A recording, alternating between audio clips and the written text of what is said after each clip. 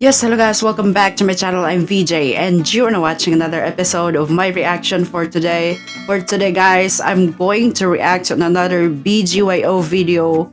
Actually, I was recommended to watch this. It's called BGYO Members Play the Compliment Me Challenge. I was told that I will get to know their group dynamics. I'm gonna watch it today, guys. This is actually from Metro.style. So I'm gonna watch it today. Let's go.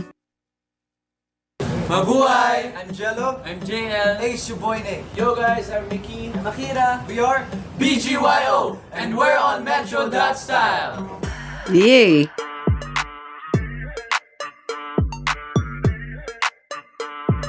Okay, the mechanics would be pick a name among your fellow members and share a compliment and your favorite moment with him. Okay, that's cool.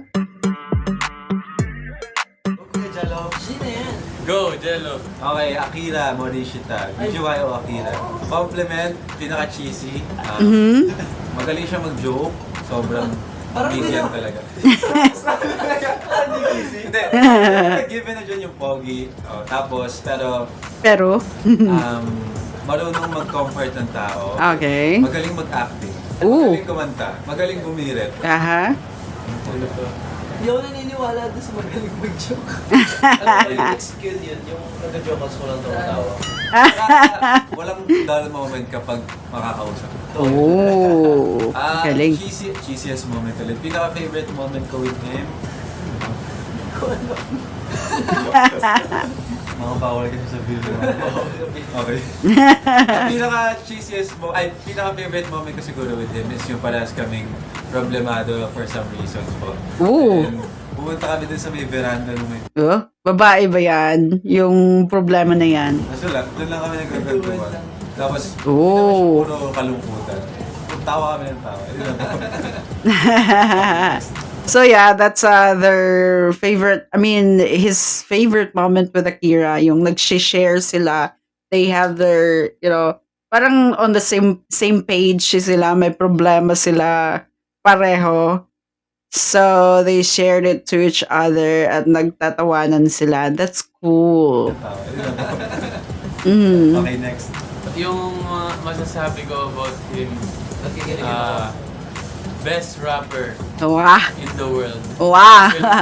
Bungorma. Uh-huh. Yeah. Earrings. Oh. Siya ng mga gamit ko. Yan. Ooh. Pag wala na siyang mahal na buyer, ako na. Ooh, really? Ang galing. Pogi. Ayan. Ayan. Macho. Siguro yung cheesiest moment. Cheesiest moment. Ano ba? Wala akong maisip. Oh my God. Lahat daw kasi Bagel? Lahat daw kasi favorite. Actually, ako din. Actually, parang wala na. Wala naman eh. Kasi Ooh. Same lang naman eh. Oh, yeah, Favorite moment. pag-gising mo pa lang, tayo na nagkikita. Walang favorite mo na kagad. True. Yeah. Oo, siguro yung pag nagkakasalubong kami ni Mickey pag umaga. Favorite. Hindi nagpapansinan. Pag nagpapansinan sila, hindi na niya favorite yun. Parang mas gusto niya na hindi sila nagpapansinan. Wala. Mine is Kuya JL. Eee. Sinadya mo yan, no? Oo. My best compliment for Kuya JL. Ganda ng muscles. Oh, yun talaga yung unang na niya pag si JL. 'Di ba last time that I had watched yung interview nila, no, not the interview, parang compliment with each other, right? I mean, best impressions of each other. Yun din ang ni Nate kay JL, yung pagka-muscly niya. 'Di ba? Ganda ng skin. Ooh. Face. Ganda ng nose. Kuya JL sa kuko. Parang perfect na perfect yun Kasi si JL kasi, ang ganda talaga ng mata niya. Para talaga siyang, literal na chinito, ganun. Words are so good. Ooh. And he's so good at rants. Kuya JL, so chill. Oh my God, so drippy. And best compliment also is Kuya JL, so funny. My best Ooh. moment is when we had fitting, then Kuya JL walked out with purple pants. They made Kuya JL wear purple pants and it's so small. Oh. Ang ganda! Maganda siya! Plastic. Pinagtatawanan pa nila kasi maliit. That's my favorite moment. No. Worst moment naman yun. But it's funny for us. Cheesy as well. Ay. Yo, guys, so nakuha ko si Nate. Kasi given naman magaling sa sabayan. Pero dito sa Pilipinas, dalawa lang Lodi ko na dance. Ooh. Coach Adam Alonso tsaka si Nate Porcada. Ooh. Next one is, syempre, si Nate, magaling yung kumorma si Nate, di ba? Tapos, yung Parang same sila ng interest ni Nate, the fashion, right? sa kanya, yung naaalagaan niya yung skin niya. Mm. Sadyang maganda lang talaga. Maganda lang talaga yun. Oh. Yung pinaka-favorite moment ko yung nagkita kami first day of match day. Ooh.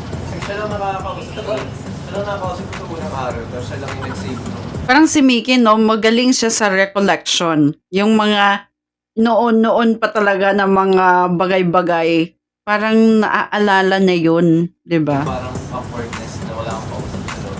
Mm. Ang nabunod ko po ay si Jello. Oh my God! Compliment ko na mabibigay ko kay Jello kasi parang given na din naman po yung yung sa pagsasayaw ni Jello tsaka yung pagiging leader niya. Siguro yung compliment na isa yung pagiging niya, matyaga. Lalo sa training. Tsaka sa tao sa paligid. Tapos isa pang compliment, masipag siya maglinis ng kwarto. Oo. Moment. Kasi nga, yun yung leader eh. Parang wala pa akong nakikitang leader na messy. Yung leader talaga kasi magaling yan organize, tapos orderly talaga, 'di ba? Parang parents, 'di ba? So, yeah. Jello. Cleaning. May problema ako. Kasi kami sa room. Yun. Kasi may problema ako na. Sabi ko, mas pagkakit ko ng rooftop nandun siya. Jello. Wala na kwentuhan. Oh. Wala namang luha, pero ramdam mo yung sincere ko ng pagkwento. Tsaka yung mga Payo-payo. Oh. So, ayun yung favorite moment. Tsaka marami pa eh, pero yun yung pinakatakotan. Ano kaya yung problema mo? Once again at VR. Parang sabi niya, buti na lang di maalala ni Jello yung problema na yun. Anyways. BGYO! Thank you po! Yee! Okay, so yun na. Yun yung hashtag BGYO members play the compliment me challenge.